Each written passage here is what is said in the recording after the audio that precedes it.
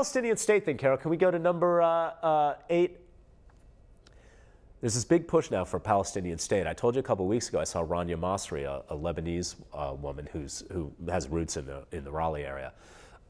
She's actually a professor at the University of Lebanon. She gave a talk at the Unitarian Church a couple of weeks ago, and she said she's not in favor of this bid for Palestinian statehood because the current situation is completely untenable for any state. 3 separate regions with a wall dividing one of the regions from most of the water and the farming land that it needs to survive. Israel clamping down and having a massive economic blockade over these. This is not what you want to build a state on, she said. However, it's happening. The U.S. is going to veto it because Obama's worried about losing the Jewish vote and Jewish money, rich conservative Jewish money in the United States. Not all Jews. I'm just saying the rich conservative, knee-jerk, all Arabs are rats kind of Jews in the United States. Yeah, he's worried about losing them. So the U.S., they're going to push for it. It's going to pass the United Nations, and the U.S. is going to veto it with its Security Council veto, and that's going to cause tremendous ill will towards the United States, possibly attacks around the world against our troops. And really, we have no reason to veto this. There's no reason, aside from domestic political considerations, for us to veto this. The Palestinians deserve a state. Notice, Rick Perry just came out and said that he wants to see Israel build more settlements in the West Bank. In case you don't know, the West Bank is the occupied land that Israel took over in 1967. And what's happening there is fundamentalist right-wing Jews are building new settlements against UN resolutions, against the wishes of the United States government, including the Bush government.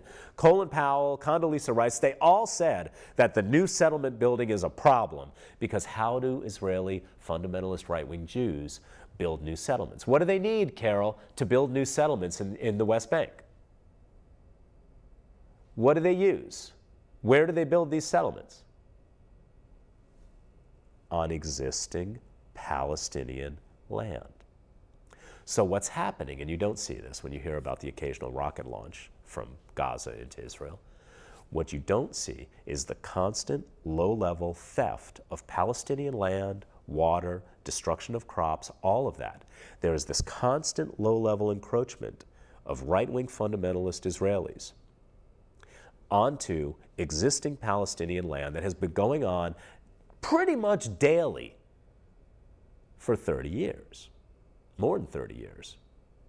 Especially, it's ramping up now. And you've got Rick Perry saying we need more of this when Colin Powell, just a few years back, said, it's the single biggest obstacle to peace is the Jewish fundamentalist religious lunatics, well, his words, I mean my words, not his, constantly encroaching and stealing more and more Palestinian land. You're a Palestinian, seriously, you're a Palestinian. You see this happening over the years while everybody jibber-jabbers about peace talks and you need to do this or that. And meanwhile, they're just stealing your land. What do you do? Don't tell me you'd sit and do nothing, right-wingers. Don't tell me that. But Rick Perry's got to get the right-wing fundamentalist Christians on his side, and they love them some Israel. We're kicking off all the Palestinians off that land because God says that land is for the Jews. And then what we can do is have Armageddon, and almost all those Jews get destroyed, and then only about, a couple 100,000, maybe 120,000 of them get taken up into heaven after with the rapture. I think there's only room for 144,000 Jews in heaven after the Christian apocalypse, Carol. So they're all pro-Israel supporters so they can hasten the apocalypse so that most of those Jews can get destroyed. That's what they believe, monkeys. I couldn't make this religious garbage up if I tried. Well, if there were no Arabs, the Jews would be the first ones they turned against.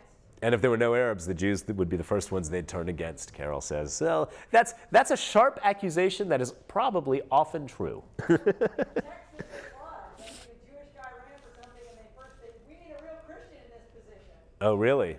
Oh, she's telling me about a Texas case where a Jewish guy ran for something and there was all these people saying that we need a Christian, a real Christian in this position. Yeah, that wouldn't surprise me. Okay, so the Palestinian thing, there's going to be a lot of talk spilled, but you're not going to hear people sit on American TV just say over and over and over again, this is what you need to remember, there is a constant daily theft of Palestinian land, water, and natural resources being undertaken by Netanyahu's government and pretty much every other Israeli government to take over the West Bank by superior force on a low-level, constant, daily basis. It's constant, ongoing violence. And you'll hear about an occasional rocket that gets launched. But you won't hear about that.